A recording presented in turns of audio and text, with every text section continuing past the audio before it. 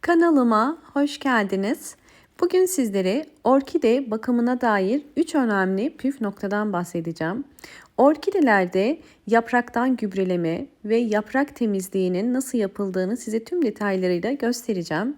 İlk olarak bunun için ihtiyacımız olan limon, pamuk ve nem yağı. Nem yağını natural ürünlerin satıldığı marketlerden alabilirsiniz. Tamamıyla doğal ve tesbih ağacından üretilen bir yağ. Ve 100 milim kadar su koydum. Şimdi limonumu kesiyorum. Limon özellikle orkide yapraklarını dezenfekte etmede çok fayda sağlayacak ve de orkide yapraklarına canlılık ve sertlik katacak. Yaklaşık olarak 10 damla kadar limon koydum. Üzerine bir ölçü nem yağı koyuyorum. Nem yağını çok fazla koymayın. Bakın ölçü olarak bu kadar yeterli. Bunu su ile karıştıracağım ben şimdi. Hazırladığımız karışımı orkide yapraklarında kullanacağız. Evet, birinci püf nokta orkidelere hava değişimi yapmak. Hava değişimi gece sıcaklığının 15 ile 20 derece olduğu aralıklarda yapılır.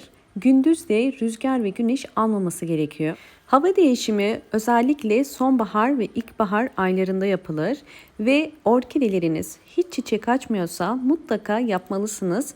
Orkideler hava değişimini hissettikleri anda 2 hafta içerisinde yeni çiçek dalları çıkarır.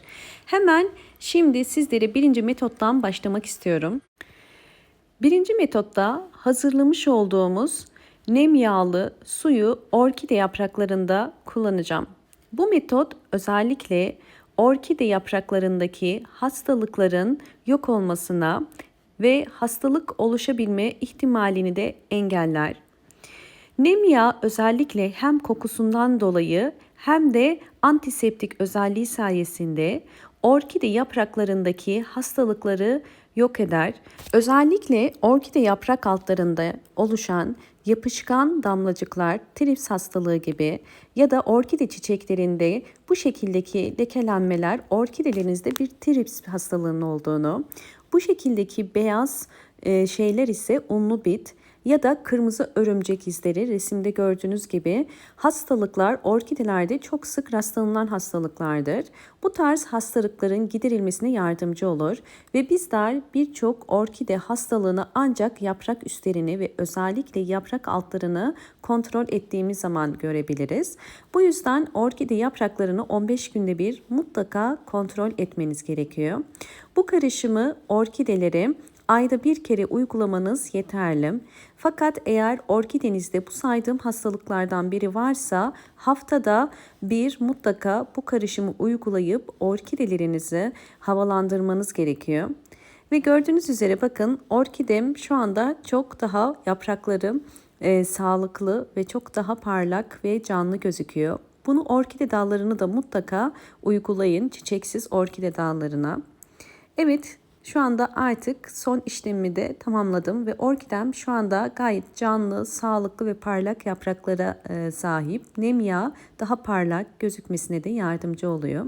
Bu orkidemin gelişimini sizlerle tekrardan paylaşacağım.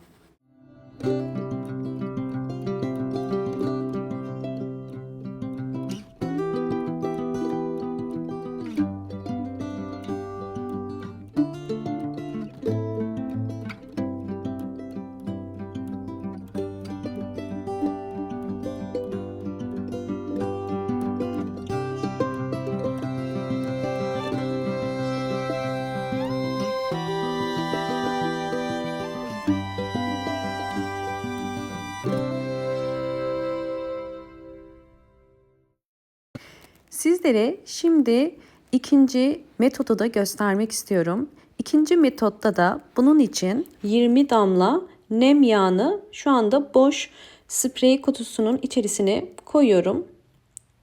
Üzerine 250 milim su koyacağım. Fakat eğer çiçek sayınız fazlaysa 1 litre suya 1 tatlı kaşığı kadar yeterlidir. Benim çiçek sayım az olduğu için ben 250 mililitre su koyuyorum ilk başta sprey kutusunun içerisine ve üzerine zaten 20 damla damlatmıştım. Bu nem yağı karışımını orkidenin bütün yapraklarına sıkabilirsiniz. Fakat kesinlikle çiçek ve dallarına sıkmayın.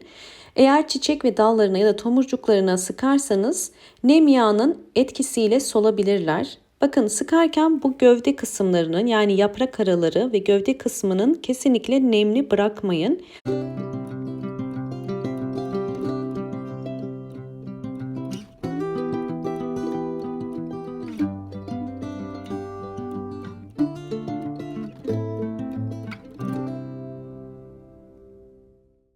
Sprey ile sıktıktan sonra mutlaka orkideyi bol hava alacak bir balkona ya da pencere kenarına koyarak bu suyun üzerinde kurumasını bekleyin ve özellikle hastalı orkidelerde bunu haftada bir kere yaparak orkidenizi kurtarabilirsiniz. Şimdi 3. metoda geçiyorum. 3. metot orkide köklerindeki hastalıklar, çürümeler ve böceklerden kurtarmak için 5 damla nem yağını 250 milim suyun içerisine koyun ve karıştırın. Bu arada videomu buraya kadar izlediyseniz eğer ve beğendiyseniz hemen beğen tuşuna basıp kanalıma da abone değilseniz bana destek olmak için abone olursanız çok mutlu olurum. Evet, orkide için hazırladığımız bakın su karışımı, yağlı su karışımı artık hazır. Bu şekilde zaten yağ olduğu için içerisine çözülmüyor fakat sadece karıştırıyoruz. Her bir saksı için 6 tatlı kaşığı kadar koyuyorum ben. Yani sizler her bir saksı için 5 yemek kaşığı kadar yine bu yağlı karışımdan ayda bir kere verebilirsiniz.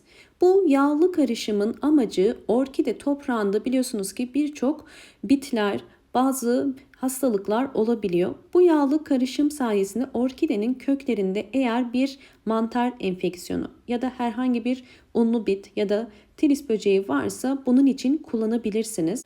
Bu karışım sayesinde orkideler yeni kökler çıkarır ve daha sağlıklı olur. Orkide köklerinin sağlıklı olduğunu kök uçlarının bu şekilde aktif olmasından anlayabilirsiniz. Sağlıklı bir orkide mutlaka bol bol yeni çiçek dalı çıkarır. Eğer orkideleriniz çiçek dalı çıkarmıyorsa mutlaka bu anlattığım yöntemi uygulayın. Ve şimdi sizleri sonuçlarıyla baş başa bırakıyorum. Videomu buraya kadar izleyip beğendiyseniz hemen beğen tuşuna basıp kanalıma da abone değilseniz eğer bana destek olmak için abone olabilirseniz çok mutlu olurum.